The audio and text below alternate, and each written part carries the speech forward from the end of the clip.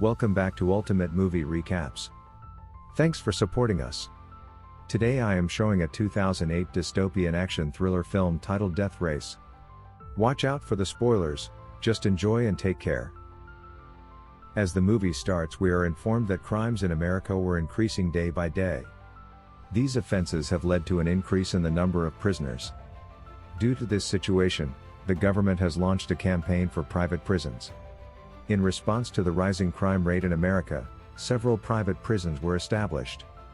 As crime increased, so did the prison population, and the detainees were transported to private jails. An illegal race was held at a prison called Terminal Island. The race included dangerous customized vehicles, and they were equipped with several weapons.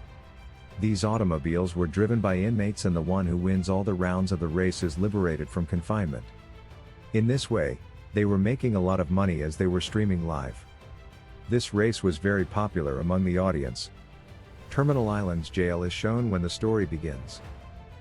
We see a man nicknamed Frankenstein in the race performing his last round, and he seems to be winning.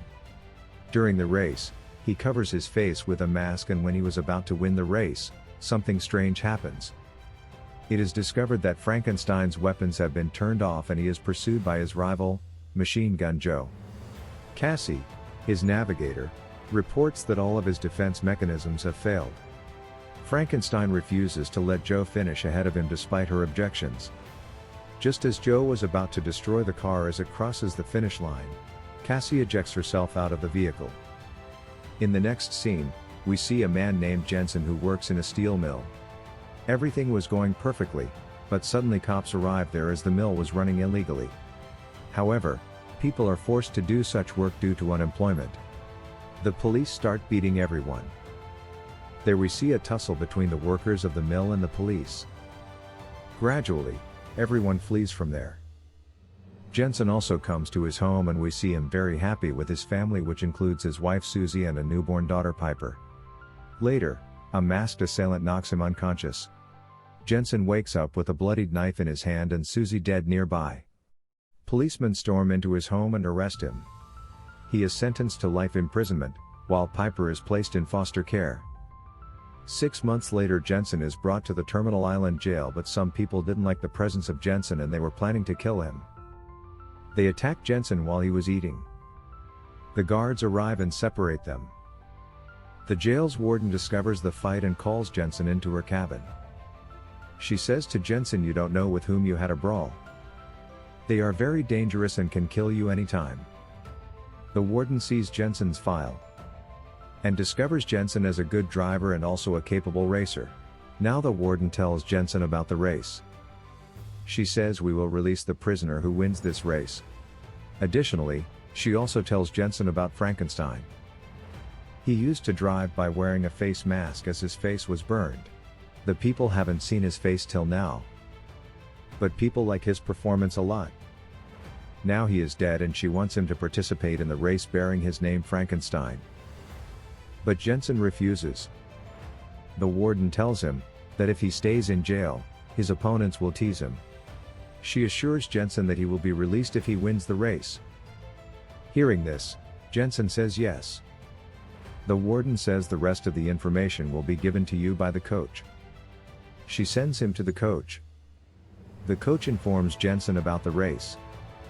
In this race, anyone can kill anyone, and the duration of the race is 3 days. The racers have many weapons. Jensen also has to take care of his car's speed. He will win the race if he remains alive till the 3rd day. Jensen returns to jail after meeting the coach. He notices some people wearing tracking devices on their hands. He asks the coach why there is a tracking device on their hands. Suddenly, Jensen remembers the man who killed his wife was also wearing the same tracking device. The scene shifts to the racing day. The warden gives Jensen the mask of Frankenstein. They all were sent in their cars. Meanwhile, a bus arrives and many girls come out from it. They are also prisoners and were also participating in the race as navigators to the drivers. We see a girl named Cassie, who is the navigator of Frankenstein before his death. She sits in Jensen's car and hears his voice. She immediately discovers that he is not Frankenstein. The race starts and it gets broadcasted everywhere. The TRP was high, as it had been previously. Jensen is seen driving his car dangerously. The audience was considering him Frankenstein. Likewise, Jensen's car was moving in the number 1 position.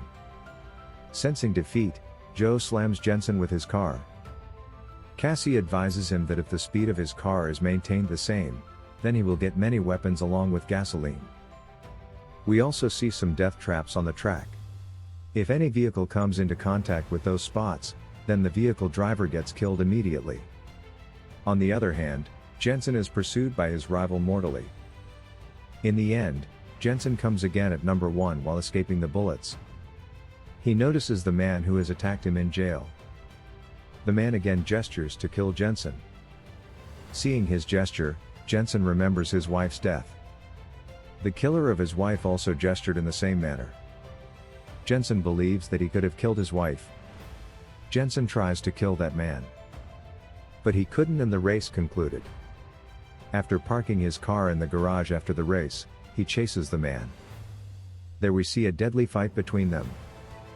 When Jensen was about to kill that man, a police officer neutralizes him. Here the real story is revealed. The police officer has actually hired the man to kill Jensen's wife, Susie. In this way, Jensen is framed and brought to prison to replace Frankenstein.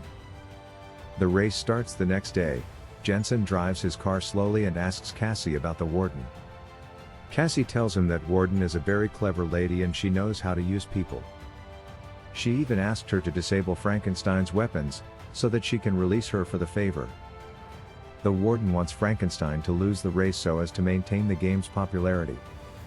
In this way, she could avert the release of Frankenstein. That's why she made Frankenstein die. Hearing this, Jensen gets enraged and drives his car at a high speed. Jensen heavily fires at the man who killed Susie. Jensen makes a new plan and ejects smoke in front of that man's car. Without clear visibility, that car tilts and Jensen comes out and kills him. Jensen has broken the game's rule because no prisoner is allowed to come out of his car during the race. Meanwhile, the warden sends a dangerous truck. The truck fires at the cars after reaching there. All the cars were in grave danger. Joe collaborates with Jensen to annihilate the menacing truck. They initiate the death traps and eventually destroy the truck. All were happy for destroying the truck. The race on the second day also finishes. After the race, Joe comes to meet Jensen as he considers him Frankenstein. That's why he came to meet him.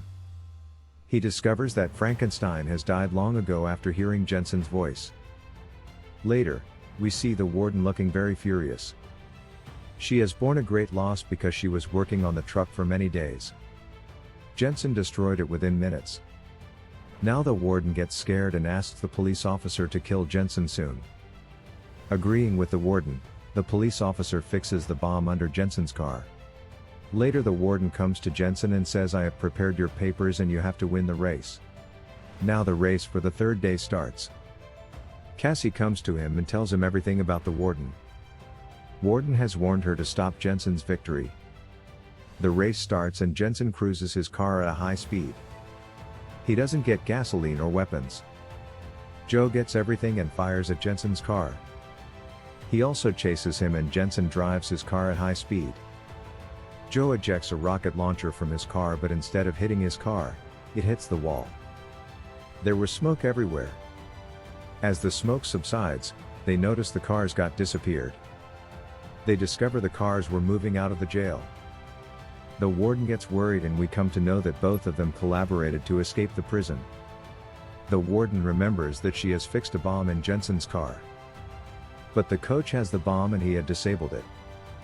Now they were running from there. The police officers try to stop them by firing, but they escape from there. Meanwhile, the warden sends 2 choppers behind them. The helicopters fire at them. Both of them get separated. Jensen jumps from his car and Cassie handles the car. She stops the car after some time and comes out wearing Frankenstein's mask. The police catch her and they think of her as Frankenstein. Elsewhere, the warden and the police officer were happy. As they feel that they have apprehended Jensen, Warden later opens a present that she received due to record-breaking ratings and finds it to be the bomb she planted on Jensen's car. Coach detonates the bomb, killing both. Jensen and Joe are shown fleeing on a freight train. Jensen says, "I have to go to my daughter first and I will meet after uniting with my daughter." 6 months and 2,000 miles later, Joe and Jensen, reunited with Piper, are shown working in Mexico as mechanics. One day a car arrives at their garage and we see Cassie getting out of the vehicle.